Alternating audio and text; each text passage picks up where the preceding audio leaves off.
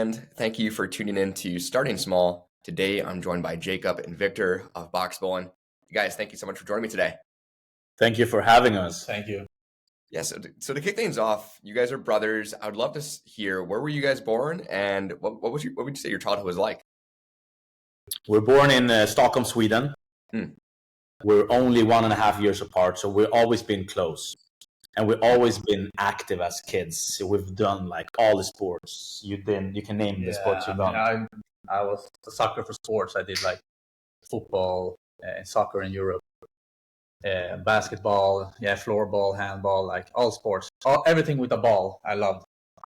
I did MMA mostly. Mm. So I think that's where it kind of came from. So we've always been active. I did some, like my career was more a creative career. I did design and marketing.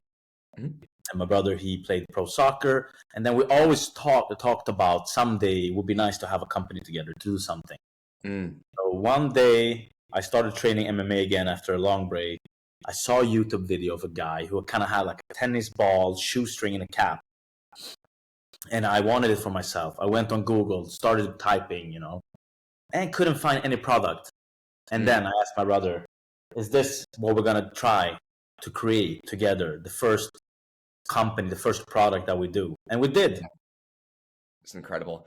I'd love to hear, before Boxbollen, what did your personal journeys look like? So growing up in Sweden, when did you guys move? I'm curious when that kind of transition happened. What did that journey look like for you? Yeah, so I knew very early I wanted to leave Sweden because it's very small, right? Mm-hmm. We were only 10 million people. I think around 2 million people in the biggest city. And I always like to create things, like being very visual with, design and video, photography. I've always dreamt of doing something big. Mm-hmm. Yeah. What was the question again? Yeah, I was going to say, just what did that journey before Boxbollen look like for you guys? So growing up in Sweden, what did you do for a career as well? I'm curious. Yeah, I mean, I didn't actually have any thoughts like moving away from Sweden, Stockholm. I was just so like focused on what I was doing, which at the time was playing soccer. I really wanted to make it there and play in other countries in Europe. So I was just like focused on that basically. And then when we started this together, that's when the things just happened. And suddenly I was like in Sweden, then we're in UK, then we're in US, then in Spain. Like, so it was I would say I had a normal life until we started this journey. And then things just started to happening left and right. Love it. So Jacob, you mentioned your MMA background, but when you saw that headband with the tennis ball strapped onto it, what did that next? Yeah, it was actually a cap even. It was a cap. It was a cap. Yeah. What did that look like for you? Like, wondering what you could do with that. To be honest, I just wanted to try it for myself. I thought it looked fun. I just wanted to punch something, have something. I thought it looked like a cool product. And when I realized that no one had made this as a commercial product, I was like, wow, the potential here is huge. And I never said that, but I have like 10 years as a creative consultant before. So I've been doing products, I've been doing design and marketing and launching bestsellers within wine and spirits. And so I saw that we could create something big with this. You can be 6 years, you can be 90 years. The mainstream appeal was something that I saw straight away, I think. And we started even with like the prototypes. We brought them to the beach in Sweden, and people wanted to try. And what is this? And what's the name of this? Where can I buy it? Parents with their kids. And we just knew that, wow, this is going to be huge if we do it right. Yeah. What did those first prototypes look like? Was that you building them out of your house as well? I'm curious, what did that look like? Oh, we sourced it from China. So we contacted different Alibaba vendors or producers. And said, we want a ball that is kind of soft like this, a string that needs to bounce like this, and headband is like this, and here's the logo and the packaging. And we kind of build our own from a lot of different types of material, a lot of trial and error. Yeah. And still to this day, we keep perfecting the product. So I'm curious, where does the name Boxbollen come from then? From that, did that It's a originate in Swedish Sweden? word. It's I'm a sorry. Swedish word, yeah, and it translates the box ball, I see. which we also own that trademark, the box ball. Hmm. But when we launched the US 3 years ago, we realized that people like Boxbollen. It's something unique. Rather to the box ball, it's very descriptive. Mm. But we love hearing Americans saying Boxbollen, and it's something else, you know. It's not just like the box ball or the boxing ball. It's like its own type of product, which we kind of are. Like, what are we? A physical product, or are we a game? You connect it to the TV or the app. Mm. So we liked that it was something else. That it wasn't just descriptive. Yeah. What did that launch look like for you guys then? I mean, the timing wise, with especially COVID, at home entertainment is probably booming, especially right So now in we the US. launched the US kind of a long time after COVID. We launched the US 2022. Yep. Got it. So yeah, we launched Sweden 2018. Mhm. We launched UK 2021, and then we launched US 2022. Mm. And it became our biggest market by far, and it is still our biggest market. So we're third year in here now. Incredible. What would you say marketing wise works best for you guys? I see you everywhere, especially the relationships you have with creators as well. I'd love to hear. Yeah, our strategy has always been celebrities / popular people. Yeah. Combined with heavy paid social and TV. Yeah. So we do a lot of marketing. We're spending a lot on marketing as well. And I would say we're a marketing based company. Like we love marketing. We love to come out there. We love to have these amazing people promote our product. You might have seen Tom Brady or Conor McGregor, even RFK Jr. playing it now. That's incredible. Had Khloe Kardashian, Kris Jenner. I mean, we've had a lot of people. Yeah. A lot of people. Yeah, that's awesome. Where did some of those relationships branch from? I mean, those are A-list creators. A lot of brands don't have access to that. That's super awesome. I'd love to hear. It is. And I think it's one of the most asked questions after how much they cost is how do you get these people? Yeah. It's funny, like now on social media, people are writing, who are these, like Boxbollen? How do you have these contacts? Who owns Boxbollen? Is it the Illuminati? Or it's kind of fun. I would say just hard work, and then also taking care of the relationships that you do create on the way. Yeah. So, we started early in Sweden, worked with the biggest creators in Sweden. Then we went to the UK, got to work with the biggest names in soccer there, in football.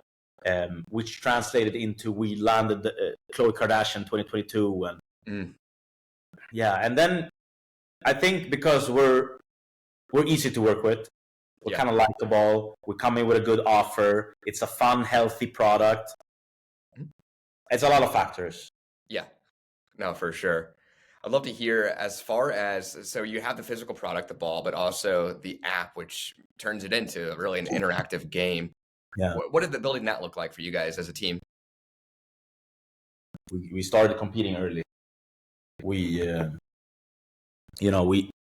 had this physical product only, and we started punching it, me and my brother, and we're competitive somehow. Like we like to play games, we like to play ping pong or whatever, and there needs to be like a game. Someone has to be able to win.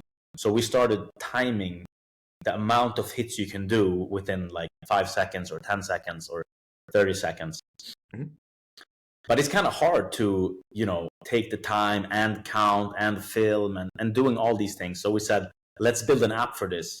Mm. So that was the first prototype, just a simple app that could count the hits while you were punching. Yeah. And then now it's turned into a social media with over 1 million users, and people are playing every day, and we can do battles. You can battle anyone in the world and compete versus yourself or anyone really, and even win cash money. That's incredible. I mean, diving into what you just mentioned there, like cash money, interactive challenges, what does that evolution look like as well? That's super intriguing. You mean forward? Do you mean forward or? I'm sorry? Do you mean going forward? Oh yeah. I mean, when you launch like interactive like challenges, especially like competing against others across the world, what did that build out look like? I don't really understand the question. Sorry. Like the ideation behind launching that like interactive portion. A lot of games don't give you that opportunity to compete across the world. Yeah. What did that look like? Who brought that to the table? What did building that out look like? I'm curious. It was very natural. Since we started competing, we wanted others to be able to compete. Yeah.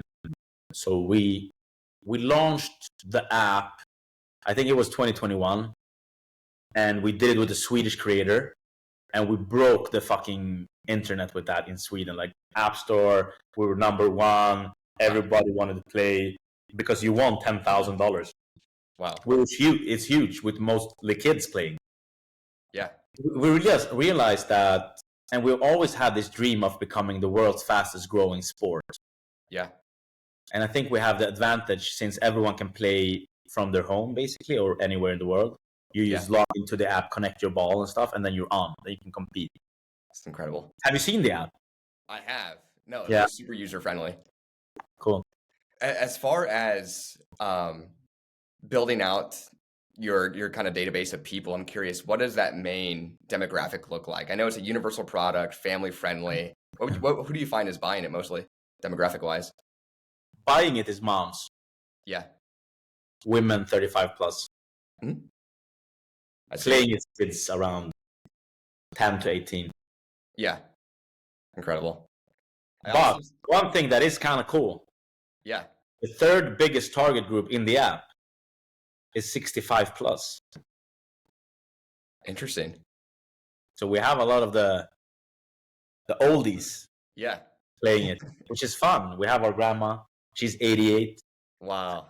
Yeah, and it's good for them. It's good for them because it's low impact working out. It's not heavy duty. It's not so hard. It's a soft ball. You punch it with your own body, Yeah. So it's good. To the listeners who are out there who might not know, what would you say, like, is it 5 second, 10 second? What do you find people are trying to do challenges the most? And if you can recall, like, what is that record that you found? I'm curious. The 5 second max is the most popular one, but I think it's because we have pushed it so much, right? Yeah. We push it all the time with the big celebrities. They all do 5 second max. And it's also the most social media friendly with the low attention span that people have, Yeah, that makes sense.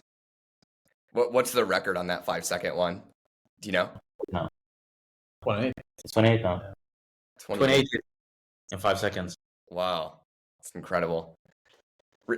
Regarding, I mean, we talked about the celebrities earlier, but also your PR. You guys are crushing it. I saw your feature on Dr. Phil. Yeah. How did that roll around? And I'm also curious, what did that do to the business once you get a feature like a PR slot like that? It's a big part of our marketing. We want to do a lot of TV. We've been on The View several times. We've been on Dr. Phil now twice.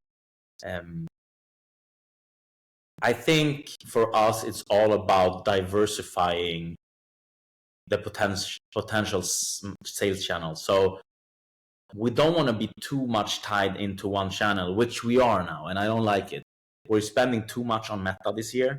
I wish we could do more multi-channel, and that's where TV comes in. It's not really the same people watching TV that's scrolling on social all the time.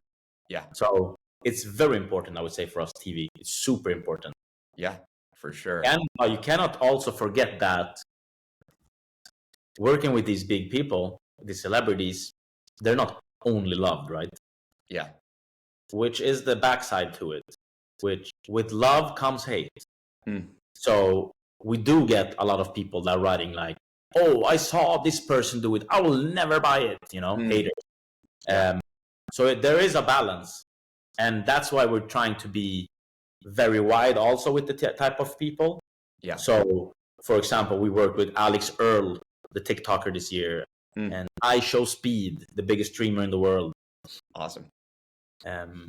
Diversifying talent, channels, everything, really. Yeah.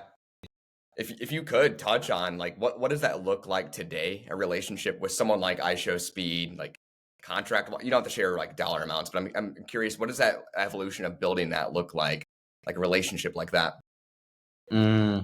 It's interesting because these people, they get so much requests, right? From all types of companies. So I think it's a lot about what I said before, coming in with an attractive offer, understanding what they're trying to do, still while pushing what you want to do. It's always a balance and a win-win situation, I think, that needs to happen. And it's not always the easiest. You know, sometimes there's, you know, discrepancies and, oh, we said this, but the contract said that. And yeah, but you could argue you did this and that. There's a lot of back and forth. And I think what we're good at is rolling with the punches and coming up with, you know, even if something is not the best, okay, but can we do it this way? Or we're very flexible. And we always want the content to be good for both us and the talent.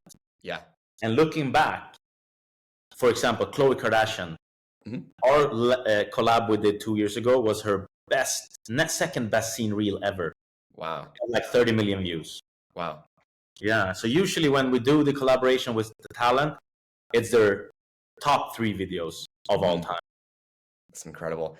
What would you grant that to? I mean, as far as a deliverable, what do you typically ask the creator how to shoot their video? What does that look like? Because it looks really organic. It does, right? Yeah. And we shoot everything ourselves. So we fly out and we shoot the content. We want to feel UGC. Yeah. We've even had a podcast talking about this. I didn't know they were, but I found it online. And they were saying that it was Wayne Rooney, the big soccer player from England. Yeah. They said that, oh, I heard his kids was filming the collab. Which, it's fun. It's not true. We did it. But I love the fact that people are thinking it is the kids, or like it's just someone randomly pulling up a phone. Yeah. That's incredible. As far as the team looks like today for Boxbollen, especially with like inventory, holding that out, do you guys have a 3PL supply chain? What does that look like? Yeah.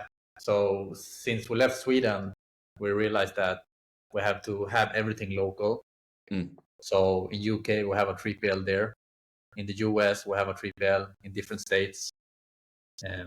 Yeah, I mean, everything is just to have the local, so that the customers feels like this comes from the US or this comes from the UK.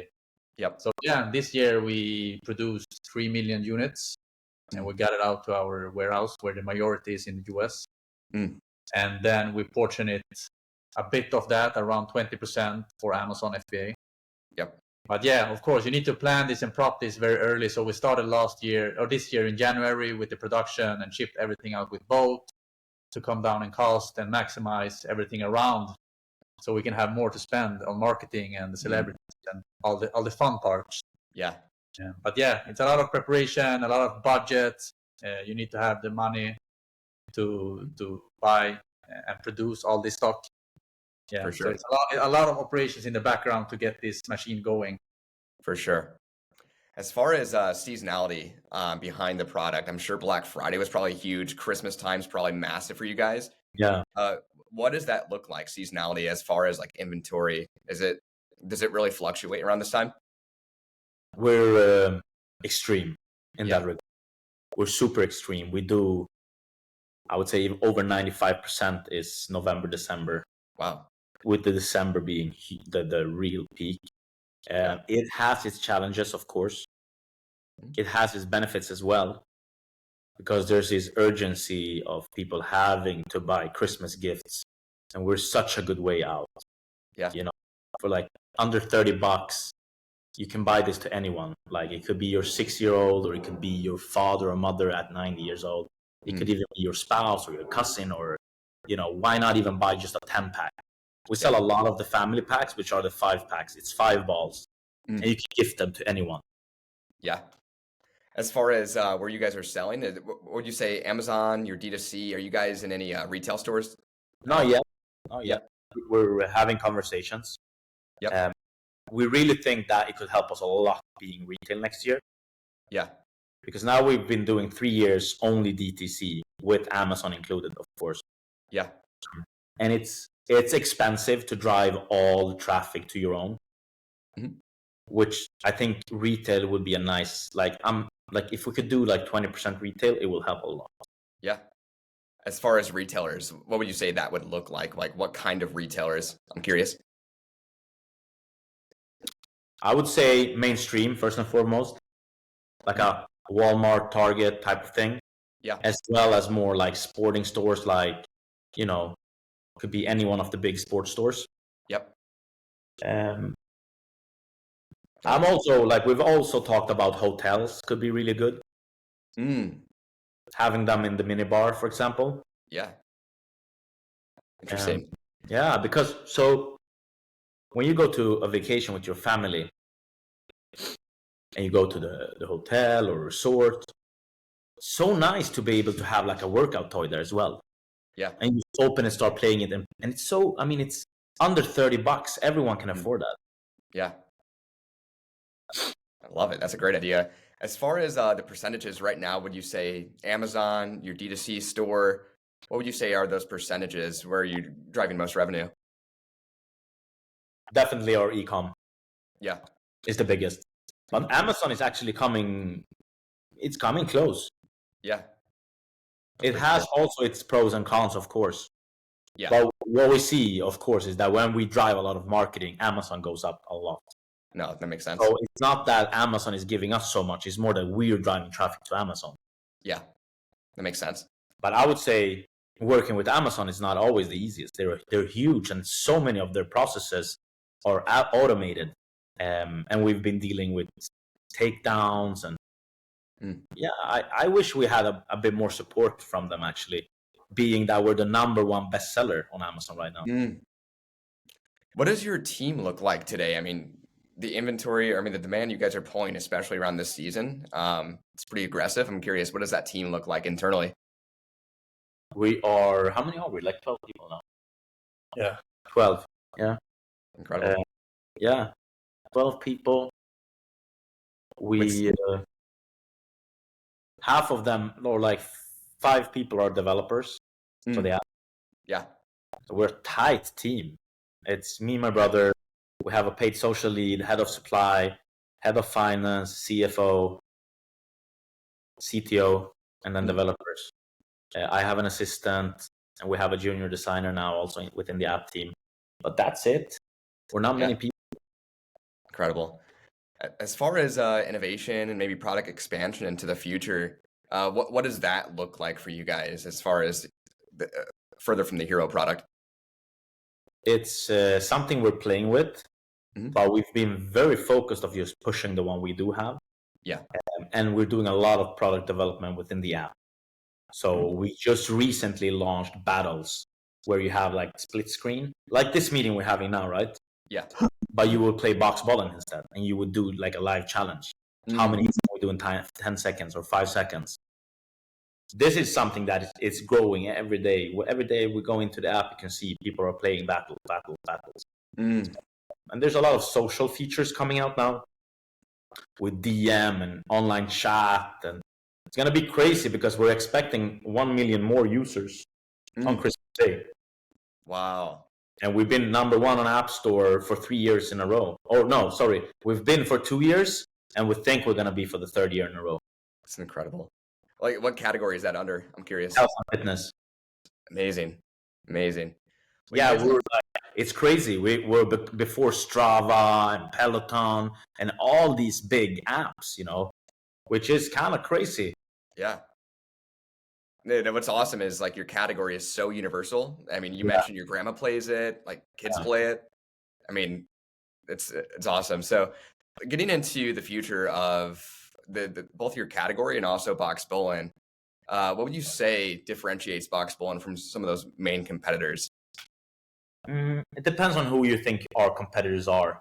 So we usually say our biggest competitors are apps like TikTok, Snapchat, even PlayStation, all the other, like Fortnite, all the games and all the places where people spend time having fun, right? That's our main competitors. And I would say our we're introducing also a hurdle. You know, many of these apps, you're sitting still. Yeah. You're just consuming. You're scrolling and getting videos that's super interesting and super fun, but you're not doing anything healthy, right? So when you play in our app, you're physical, you're moving, you're burning calories, you're getting a heart rate, you're getting a sweat, which is super important, especially in today's climate where a lot of people are just sitting still. Yeah, it's a growing problem, right? And sure. I think that's our competitors. All the apps that are just trying people to sit still and consume and play. As we wrap up the episode here, I'd love to conclude with this. If you guys could share one piece of advice each with an aspiring entrepreneur, something you've learned, regret along the way, what would you say that would be? Yeah, it's a good question. I can start. I have one. Yeah. That I usually say. I say it every time, I think. I think it's so good. That's why. So, learning the ability to take several no's. You want to do something, you're getting a no. A lot of people give up there. They're like, oh, it didn't work. I tried, you know. But I think at least 7 no's. I know Dave Meltzer, he says like 50 no's or something. But I mean, for me, that's a bit too much. But hey, who knows? I like to at least give it like 7 no's. Because I think, you know, it's always about the timing.